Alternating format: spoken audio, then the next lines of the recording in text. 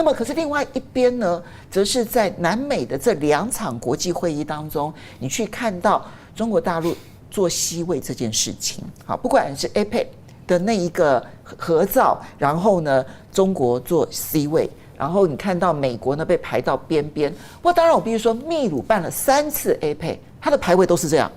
都是中国大陆还有中国香港就在主办国秘鲁总统的旁边两边，然后呢，他总统呢都是美国总统呢都是在后面这一排的右后方第2个，他的2008、2016都是同样的安排。好，那么可是呢，到了 G20 这就更明显了。一开始的时候的大合照，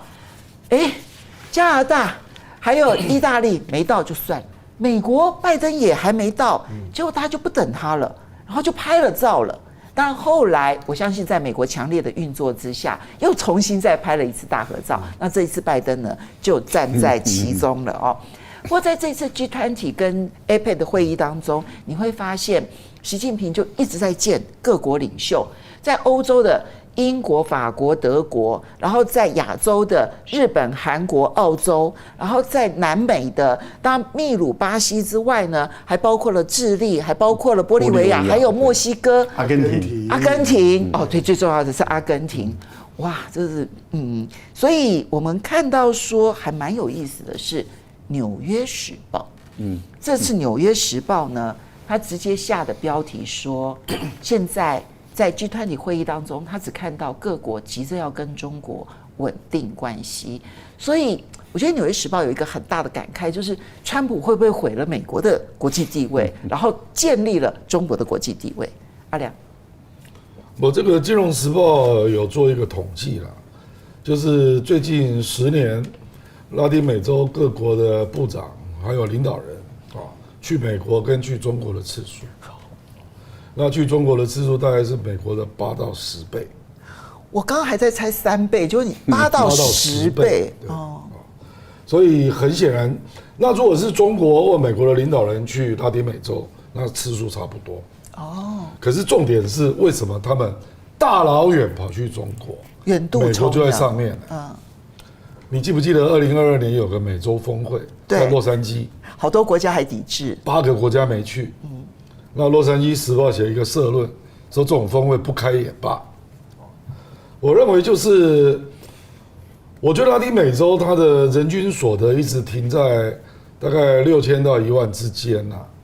这样中等收入陷阱主要就是在讲拉美，没错。所以他们觉得美国没有帮他们的忙，所以他们要自救，要找出路。那第一个就是基础建设要做起来，那第2个就是希望中国对他做更多的工业投资嘛，而且要留在拉美，那这个坦白讲，美国真的帮不上忙，因为美国的产业结构已经精进到大概只剩下服务业跟高科技，那这个刚好不是拉美用得上的，而且美国的那个金融结构也使得美国要做基建也非常困难来配合，而美国也没有什么基建队伍。所以我觉得这个 match 有结构上的因素了，就他们真的就只有中国可以来帮助他做经济升级，我觉得这个是最现实的原因了所以你也看到嘛，比如说巴西巴西是比亚迪早就去了，那我看到巴西的东北部还有一个很大的水力发电厂那更不讲秘鲁了，秘鲁这一次还前海港对共同开幕。那第1年就可以带来45亿美元的收入而且未来结合那个利马他自己的那个港连在一起，大概会变成整个美洲最大的港，而且还是远端遥控的智慧港，对，它的效率，那未来到中国的天数只有25天，就是前海到上海所以我觉得这个是很现实的因素啦因为照理讲，秘鲁应该是讲了西班牙文嘛。美国不应该是排 EU 哦，对耶，西班牙文它应该是排1页，对，没错，对不对？没错。那为什么拜登永远都挤在那个角落呢？哦，这可是所以你说英文的报纸说这个是 alphabetical， 我一想不是啊，是西班牙文啊。对，葡萄牙文也是 E 啊，对，不会是 U 啊，对，对不对？对，我去看那个西班牙的那个媒体啊，就说哦，我在查这个字，哦，原来这是美国，原来是 E 开头的，就 at units， 对，州是在前面嘛，所以我认为，其实这是一种态度啦，就谁能帮我，我最需要谁，我拉在旁边嘛，然后你看那个 G20 拍照的时候。旁边澳大利亚就挤到习近平旁边，然后南非代表在旁边，3个人笑眯眯的样子。因为南非跟澳大利亚现在真的急需要中国啊，所以他们2个刚好可以挤在旁边，很高兴啊。那第一个，人家这个是表定拍照时间，你拜登跑去跟梅洛尼约会。这个干嘛啊？他眼睛都是看着他，没有看别人。本来就是嘛。有了，杜鲁多在旁边，对他就一直都看着他。我的意思是说，你看那个鲁拉的神情啊，鲁拉是主办国，结果人家说要不要等一下或者去找一下，鲁拉人打哈欠，故意说我累了，那就赶快拍啊。你在国际会议当中有碰过这种美国老大还没有出现，然后大家就急着拍照？没有。我坦白讲，这不是针对美国啦，是针对拜登啦。这个如果是川普，一定去找的啦。至少会对新当选的人一个尊重嘛。那只是大家会觉得你这个人怎么这样搞？川普不会干这种事啦。我坦白说，我有去注意越南2017年的 APEC 啊，那川普去了，川普就只有去这一次。对，他在第2排，就在习近平的斜后方，也是 C 位啊。那越南照英文排，越南一定是照英文排嘛？对，那不是应该是 U 吗？对，那怎么在斜后方？他们用很多巧妙的方式，我听说他们可以用这样子穿插的方式。所以我跟你讲，那个秘鲁说是 alphabetical， 那绝对是假的啦。因为他不是用英文嘛。这里面看出来那个强弱，就是那个整个国际上面的氛围上面的微妙转变。好，那请教一下赖老师，刚刚其实阿亮提到的是整个拉丁美洲，它现在就经济升级上面，它恰恰需要中国，这个是属于互补的部分。但是对欧洲的氛围改变，恐怕你印象感受上面应该就更深刻了，因为你对欧洲的了解。应该这样讲了哈，因为我觉得美国对于他的盟友啊，绝大部分他都是用胁迫的方式啊。那胁迫是不会让人家开心的，是会让人家痛苦的啊。例如说，我们看到拜登这4年以来，他要打压中国，那他改变了川普的方法，川普是用威胁的啊，然后再用关税的方法，说你如果不跟着我走，我就怎么修理你。那川普对于不跟着他走的人的修理啊，那当然是不遗余力了。所以常常讲说，当美国人盟友实在是比当美国敌人还要痛苦，因为你也不能反击，而美国的敌人是随时可以反击，一点困难都没有。可是美国的盟友却不敢反击，只能在背后里面嘀咕这样子。但是呢，就必须要把它吞下来啊。我们就看到这个是在这个川普时代，可是进入拜登这4年呢，他每天跟你拥抱，每天跟你打电话，但是你还是要听他的。那你听他的，你就必须要让出利益来。你让出利益来，你就得罪你国内的人。所以你看，在欧洲的国家里面，听拜登话的，也就是被拜登胁迫的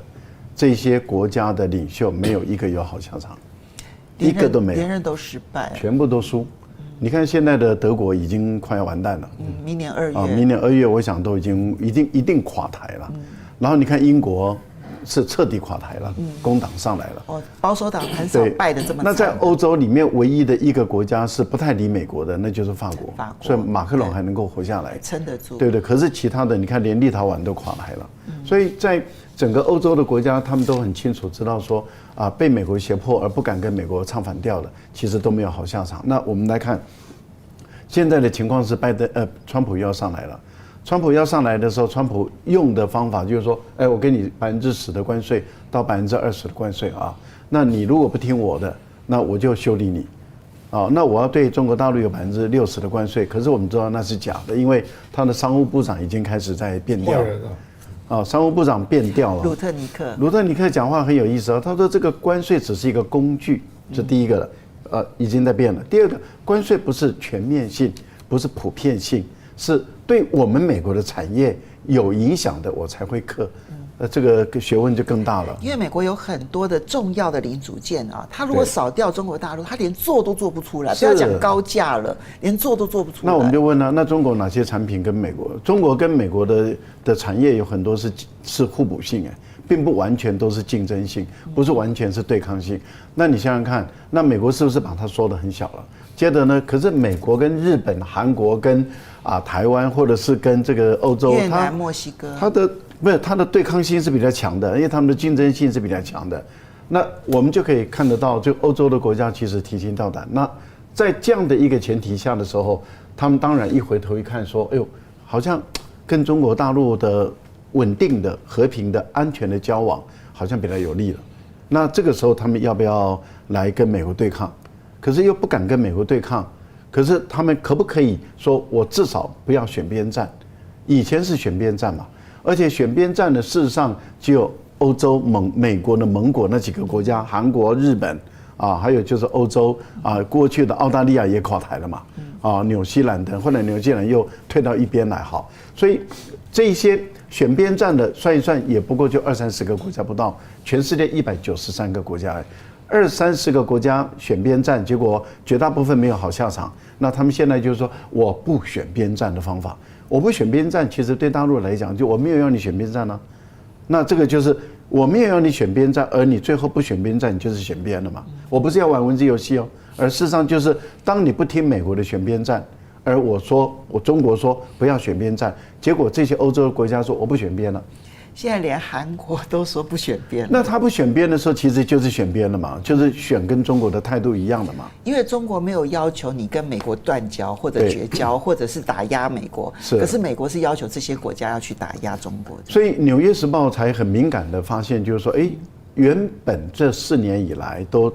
完全听从美国的这些美国的最坚实、最忠诚的盟友，他纷纷的在跳船了，而且跳的速度越来越快，而且是争先恐后。你看，这个马克龙一年见了2次面，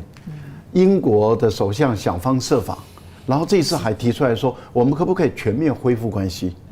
这是英国提出来的，不是中国提出来的。对。那澳大利亚的阿班尼斯那个笑的，你看那个整场，只要习近平在的时候，他的那种笑是灿烂的笑。他觉得他转向转得早，对，他觉得我赚翻了，就真的是我，所以他笑得很灿烂。好，那我们就来看看在这一次的这个南美洲发生的事情。这个拜登第一次玩的迟到游戏有效啊，因为大家等他，就是 APEC 啊。位置不好，他就给你迟到大家等啊，所以他说我还是老大，可是他要故技重施啊。到了G20的时候，他是故意迟到因为大家是在大会场开完会，集体的移到这个地方来拍照，他偏偏的要绕一大圈，然后慢吞吞的，然后再拉杜鲁多，拉那个他说的梅洛尼亚跟他有那个很没有，就是一起的，一起的，然后慢慢的这样绕，那就是故意什么？故意的，他是让杜鲁多当电灯泡。对了，对不对？好了，不用2个人住在一起不好看啊。但是因为他是故意的，坦白说，因为他们从会场来，一起集体来，所以你看几乎没有一个领袖迟到。所以你觉得他是要展现出我是最大咖的明星，我要最后出场。而且你知道吗？我有注意位置哦，他的位置原本也不是在第一排，他那三只傻瓜，他们不是在第一排，事实上是在第2排。为什么？因为后来你没看那时候他们调位置的时候，旁边的那个国家说这个是有人的，那个其实就是不是拜登的，就是杜鲁多，要不就是梅洛尼亚的位置，所以他们是后来是调的。你看他挂那个马克龙旁边也有空一个位置，那是硬调出来的，所以他们就讲有啊，然后挂绿色牌子的那一个人，如果观众朋友有兴趣去回看一下画面。那是硬调出来，那代表什么？那才是他们真正的位置。好，那真是拍照国际政治学有啊，好有学问啊。然后，所以你看这个鲁拉的意思就不等了，我们拍了以后就是把那3只傻瓜，就3傻放鸟嘛，他们被放鸽子了。放鸽子以后回来就很难看，因为他们等于是我们以前在班上里面碰到一些不合群的人，就说这群人是不合群。结果这群不合群，一看说人家合群，我们不合群，而我们是孤立的那3个人，那颜面难看。第2次拍的时候有一个人没到英国的首相没到，斯坦默，他在澳大利亚的隔壁，结果后来没到，他故意不拍这个，他故意不来拍了。那他为什么故意不来拍？而且你看一拍完，习近平就走了，立刻走，这代表什么？不爽，你知道吗？然后英国首相故意不来，这就是给你美国的拜登难堪。其实我觉得他们的政治学玩的都是很高明的。好，所以香蓉，其实《纽约时报》要写那一篇，我想他内心很痛苦，就是说，他这样子去反中反了这么多年下来，结果现在中国在国际的舞台上面反而变成了最主要的主角，他承认这件事情。当然，我看他那篇文章很好玩，他最后要下一个结论说，他不会成功的，对，他就要引用一个学者说他不会成功的。可是这就代表着整个国际风向上面，从拉丁美洲，然后再到美国的盟友群，这里面所出现的变化。刚刚我们好像看起来把拍照这件事情看成很重要，它重不重要？它还真的很重要，因为那个位置啦，然后呢到达的时间啦，在国际礼仪当中，其实都是最重要的细节。所以你怎么去观察这次在拉丁美洲的这2场国际会议所展现出来国际风向的变化？先使人牙慧一下，我今天早上访问张金一，那他作为在华府的第一现场看过去2个礼拜的变化，他所描述的那些他们在白宫的记者圈子里面对这2个礼拜的反应啊，对我来讲是很震撼的，因为我本来认为他们不会那样想。他说第一个就是说，白宫的记者他们对于这次拜登呢在南半球所受到的冷落漠视，他们非常的惊讶。纽约时报那个记者也是白宫记者，他们非常惊讶。那第二个就是说，他认为有一部分呢，其实是拜登咎由自取。咎由自取是因为，其实你知道，像是 G20 或者 APEC 这种的国际会议，只要是当年是碰到美国的选举年，他就会等到美国选完才办。对啊，就是这2场国际会议，他不会等任何国家，他不会等日本。他不会等澳洲，管你哪个国家办选举都不重要。但是美国选举是好，那我就等你选完，等你选完看结果再来办，要不然大家根本不晓得要干嘛。但是这每次选完了之后呢，到了要改朝换代的时候，像是不管是奥巴马也好，因为之后是川普嘛，那不算。在过去的领导人，当他要卸任的时候，他不会呢对这两个会议啊采取一种完全冷漠的态度，因为他是要借着这个国际会议，然后把美国的记者以及全球记者都会来，因为是 G20嘛。亚太记者、全球记者都会来，所以美国总统过去都会利用这个场合，他要卸任了，然后把它当作是一个对全世界呢告诉你说，我告诉你我要卸任了，可是我过去4年、我过去8年对这世界做了多伟大的贡献，你们知道吗？然后呢就会开就是说国际的记者会，所以不管是美国的记者或者是国外的记者，都会期待拜登也会这样做。可是拜登这一次一个字都没有讲。美国的记者最后呢，在他要上飞机的时候是很愤怒的，就是用举牌子给他看，说你为什么不跟我们讲话？然后但是拜登仍然没有理，拜登看到了没有理他，拜登还是上飞机走了。所以他这一次呢，对于他自己4年的所有的留下来的国际政策作为，拜登没有给自己做一个总结，拜登呢就离开了。所以这些的记者们呢，除了亲眼目睹拜登在现场被冷落之外，也不了解拜登呢对于他自己是30几年的外交老鸟，外交呢是他的主战场，可是他在最后的时候竟然也没有借着这机会做总结。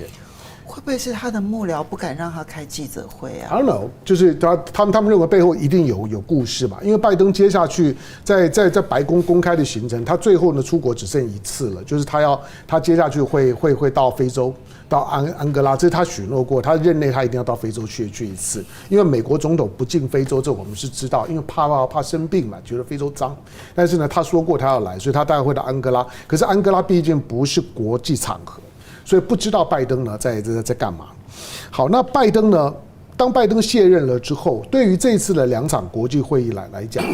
大家的那种的去习近平身边呢去保温，去买保险。并不是说他们跟中国的关系对未来就会有天翻地覆的改变，倒不是，而是不知道美国会发生什么事情。可是最起码知道，就是说拜登任内曾经大家热烈响应拜登所推的3件事情，大概都没有了。第一个是 AUKUS，AUKUS 呢，拜登呢推的这么的凶猛，可是你知道川普上来对这种呢不会感兴趣的。第二个刚提到的美洲版的一带一路根本就不用了，那本来就是个骗局，只有口头，从来没有落实过。他本来就是个骗局，那还告诉中南美洲说呢，我会编多少钱，然后呢会或者你们不用担心，不用参加一带一路，参加我的，不但不可能，而且呢接下去呢也不会做。川普连自己国内的事情呢都搞不完了，他都已经准备为了移民问题跟做中美洲翻脸了，他更不会有一带一路。第三个大家没有留意到的，印太经济架构没有了，就是那个东西本来也都是敷衍的，是要取代呢 CPTPP 敷衍你们的，现在也都没有了。但是呢，几乎呢所有的国家呢都在这三个框架里面的某一个。或者某两个，所以基本上呢，这些都显示，在拜登之后，大家呢在亚太地区来讲，除了中国之外，它很难再有其他的着力点。当然，对拉美来讲呢，刚刚呢阿亮讲到，就是说呢，他们思考跟美国的关系，譬如我们念国际政治，从50-60年前，当我们还年轻的时候，我们就在念依赖理论，念世界体系理论，所有的那些的拉丁美洲的理论，都是在反省他们跟美国的关系，全部就是那反省跟美国的关系，他们都受呢美系的教育，反省跟美国的关系目的是什么？就是你美国听到我的抱怨了，你要改变对我的做法，你应该把技术转移呢移到呢拉丁美洲来。可是美国把技术转移全部都移到亚洲，没错，他都没有进拉美，美国不对拉美做技转，这是很特别的事情。美国对拉美只有农业跟矿业的少量投资，没有任何制造业的投资在这个地方。同样的呢，美国对拉美来讲也几乎没有贸易。你想习近平到巴西的时候，习近平讲话很简单。现在呢，中巴之间的贸易量呢，已经是呢巴西的贸易量的大概1/3。然后1300-400亿，而且他告诉大家就是说，巴西的每年的贸易顺差里面有1半多呢是从中国赚来的。你想巴西怎么经营跟中国？你不可能选择，即使我卖你电动车，即使我卖你华为的手机，卖你华为基地台，巴西跟中国贸易还是赚翻了。所以他不可能去改变这样子的关系。所以拜登呢到巴西，如果你招子不亮，我如果是鲁拉，我也不会想要太鸟你啊。虽然你是美洲第1大国，我第2大。好，最后就是我们在看到前开港的时候呢，前开港会改变2个国家的政治态度，很明显，一个是纽西兰，一个是澳洲。因为太平洋的地缘架构啊，太平洋很大，可是过去所有关于太平洋的地缘政治的讨论，都是赤道以北的北太平洋，南太平洋是很冷的。南太平洋从来不受讨论，而且澳洲跟纽西兰过去，如果你要去或者做生意，你就是专程开一条船呢去澳洲跟纽西兰，既没有中转点，同时呢运量呢也不大。可是前开港开了之后，纽西兰跟澳洲就发现他们是一个中转点。他们往亚洲走的时候呢，就可以在纽西兰跟澳洲休息中转载货，甚至于呢往非洲走，那个对他们改变太大。再转到其他亚洲国家。澳洲跟纽西兰过去就是天涯海角，特别是纽西兰，就如果你想体验天涯海角，你到纽西兰去，就是地球上最遥远的角落，最接近南极。可是现在就不是了，前开港呢南美洲将来跟中国跟亚洲的贸易，纽澳突然间成为一个中转的热点，它的地缘改变了，所以这2个国家呢。在看待呢前开港，看待这一次的拉丁美洲，他们是有感觉的。北半球的国家不见得感觉到，可他们感觉到了。我觉得不止纽西兰、澳洲，我认为日本都感觉到了。对啊，就因为它跟亚洲之间的距离突然之间拉近这件事情，它不是只有前海到上海，对，它其实是前海到亚洲的任何一个港口，只要你需要，对不对？还刚我们在讲，就是说拜登最后进来照 G20 照相的时候，他最后进来，然后站好。大家认为他最后没有，其实你们没有注意到，画面上最后进来的是习近平。对，其实习近平是等到我看你拜登要蘑菇到什么时候？对，然后呢，等到拜登磨进来的时候，大家以为进来的时候他都到齐，没有，习近平还没有就定位哦。对，是拜登到了之后，其实习近平呢才从旁边呢慢慢的进场了，站在那个位置上面，习近平才是最后进场的。对，所以你说有没有学问？真的很有学问呢。对，习近平不等你，你可以等我。第一个走。对，好来，我们先谢谢王义凯的斗内啊，然后他说皮球又踢回给欧洲人了。那四位认为欧洲政客是继续无智商怂恿乌克兰攻击俄罗斯本土，还是发挥祖传艺术开始Death Me Cry 的啊？这我认为他们其实是开始要协商了啦。英国除外，那可是我觉得欧洲本土是担心的。好，那谢谢 Daystan 的斗内，还要谢谢赖建成的斗内，你破费了，然后也要谢谢石头客的斗内。Yahoo!